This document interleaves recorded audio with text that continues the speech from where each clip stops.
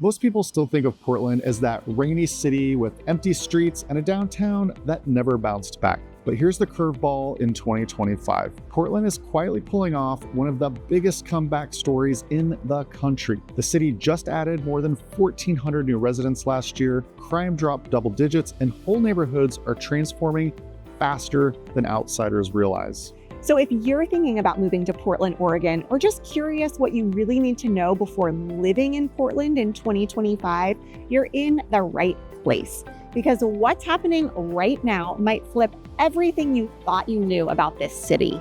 See, the truth about Portland in 2025 isn't hiding in old blog posts or outdated headlines. It's playing out at the neighborhood level, where real people are reshaping how this city feels to live in. From walkable districts packed with breweries and street art to suburbs reinventing themselves with new downtowns and waterfront trails, Portland has quietly become a choose-your-own-adventure city, and that's where most people get it wrong. If you only look at the stereotypes, you'll miss the neighborhoods that are actually thriving right now.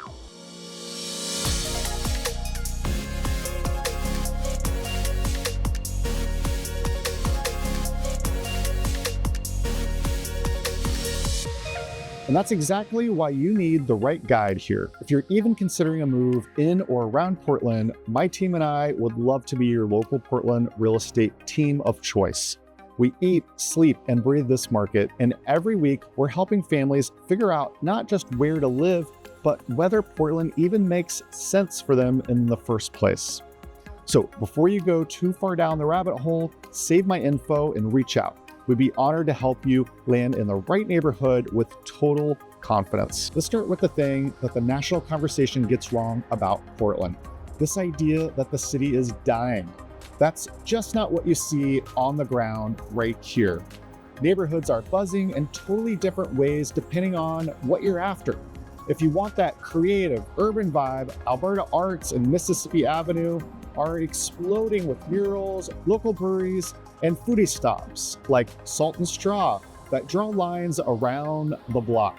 So if you're looking for family-friendly charm, Selwood and Eastmoreland feel like small town living tucked right inside the city. Think trails, river access, and a real community heartbeat. And then there's the prestigious neighborhoods like Lake Oswego and Westland. These aren't slowing down at all for buyers. And here, people are confidently remodeling and adding on because they know the land and the lifestyle are the long game here. Here's what surprises most people. Portland isn't just rain and coffee. The city throws year-round festivals like the Rose Festival, the Waterfront Blues Fest, and street-level block parties like last Thursday on Alberta. That's not a city fading, it's a city flexing its creative energy in ways you don't see on a headline.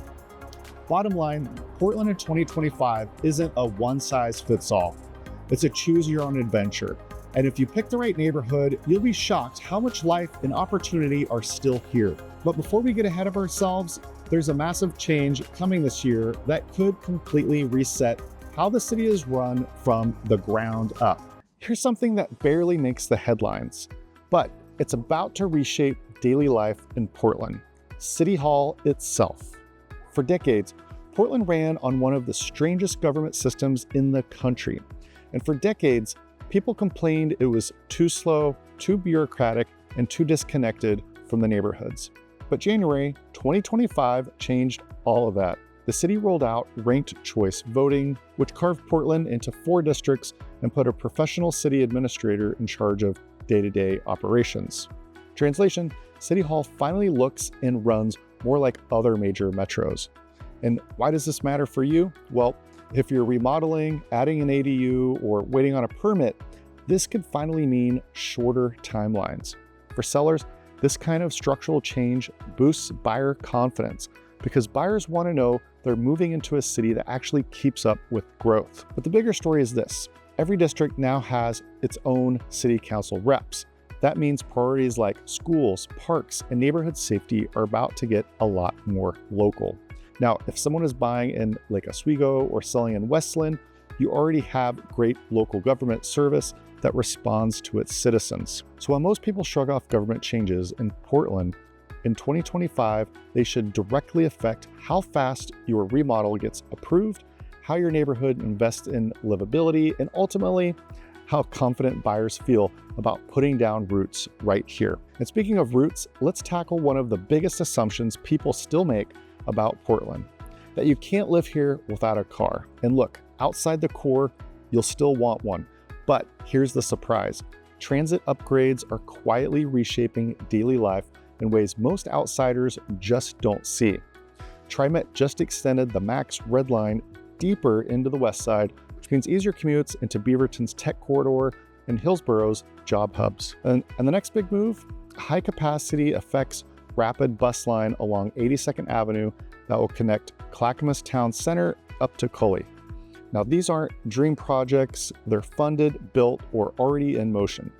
So what does this mean for real life? Well, if you're in the Pearl District or the Northwest, you can genuinely go car light, walk to groceries, hop on a streetcar, and cross the Tillamook Bridge straight into OMSI without touching a steering wheel. Now, if you're in Sherwood or Westland, yeah, you'll still want your SUV, but here's the kicker. Buyers are already putting a premium on neighborhoods where they don't need a car every day. And within those towns, there's also city centers where you could choose to live closer to the shops. That's why downtown Beaverton, South Cooper Mountain, and even parts of inner Southeast are seeing a surge in interest. Families still get the suburban lifestyle, but with just enough transit access to cut car use way down. So while the stereotype says Portland is a car-dependent sprawl, the reality is, in the right neighborhood, you can live surprisingly free of your gas tank. And here's where it gets interesting, because every time transit access improves, housing demand follows, which brings us to the big question. What's really happening in Portland's housing market right now? Here's the thing about Portland real estate. It's one of the most confusing conversations you'll hear. Some people will tell you it's too expensive and cooling off. Others will say demand is still red hot. And the funny part is both are right. Redfin numbers show the median home price in Portland is hovering right around $545,000, which is up nearly 5% year over year. That means strong demand is still alive, especially in the right zip codes. But if you check Zillow's modeled values, you'll see a slight dip. So who's telling the truth? Well, they both are. One measures actually closed sales, the other tracks modeled averages. And here's what matters. The market is split into micro markets. Like in Lake Oswego and Westland, buyers are still competing for those updated homes that are priced well. Homeowners are adding remodels and additions because they believe in the long-term value of the land and the lifestyle in those towns. Now in Beaverton, especially around South Cooper Mountain, newer homes close to tech jobs are holding their value with confidence. And if you zoom out to Sherwood or Tigard, you'll find relative affordability and new build options that give families space without Lake Oswego price tags. Now let me share a quick story. One of my clients from New York just relocated here last year. They were used to tight spaces and the sky-high prices back east, but when we started looking in Milwaukee, they were shocked to find a home on our larger lot that needed some cosmetic updates, but had incredible bones and river access right nearby. They picked it up for less than they expected, and now they're investing in remodeling that's already added value. Their takeaway, Portland's market isn't about chasing perfection, and it's about spotting potential in the right neighborhood. That's the twist a lot of people miss. There's a lot of opportunity in the market right now, especially if buyers are willing to do some remodeling. A lot of those homes are sitting in the market a little extra long, so you're able to negotiate down prices. Now in every market, that's not always the case, but right now there's some excellent deals to be had. And if you're still wondering whether confidence is out there, just wait until you see what the data says about safety. Because while headlines paint Portland as one thing, the numbers do tell a very different story. Let's talk about safety, because for a lot of people, this is the make or break factor when they think about moving to Portland. The assumption is simple: Portland is unsafe, but the numbers tell a very different story. The Portland Police Bureau's latest report shows property crime dropped 12% in 2024, and vehicle thefts are now at their lowest level since 2016. Even homicides are trending down in 2025 by 40% compared to the year before. Now, that doesn't mean that everything is perfect. Shoplifting is still elevated, and some downtown corridors do carry more visible disorder. But here's the truth. Safety in Portland is hyper-local. Families buying in Beaverton or Westland will tell you they feel very comfortable walking to parks and schools. Downtown condo buyers, they're choosing that energy with full awareness of the trade-offs. This is where most relocation guides get it wrong. They talk about Portland as if it's one blanket story. In reality, safety varies block by block, just like it does in Seattle, San Francisco, and Los Angeles. The smart move is to use Portland's block-level dashboards to check crime trends for any specific address you're considering. That way, you're basing decisions on data, not headlines. Bottom line, Portland isn't the lawless city you've seen online. It's a city making measurable improvements with a few stubborn hotspots that require context, not panic. And just like safety, the same kind of nuance applies to cost of living. Because while Oregon spares you one big expense, it hits you in a different way. Here's another assumption people make about Oregon, that it's automatically cheaper than other West Coast states. The truth, it depends on how you live and where you earn. On the plus side, Oregon has no sales tax. That means when you buy a $2,000 sofa, or even just grabbing an ice cream at Salt and Straw, you're not adding another 9 or 10% at the checkout. For a lot of families, that makes everyday living, like groceries, shopping, eating out, feel noticeably lighter compared to California or Washington. But the flip side is income tax. Oregon runs a progressive system that tops out around 9.9%. And if you're at Multnomah County, high earners also pay the preschool surtax. Then add in Portland's flat $35 arts tax, and suddenly the effective rate climbs higher than newcomers expect. That's why some households, especially those in the top brackets, look just across the Columbia River to Vancouver, Washington. Now, there's no state income tax there, though you do lose the sales tax advantage.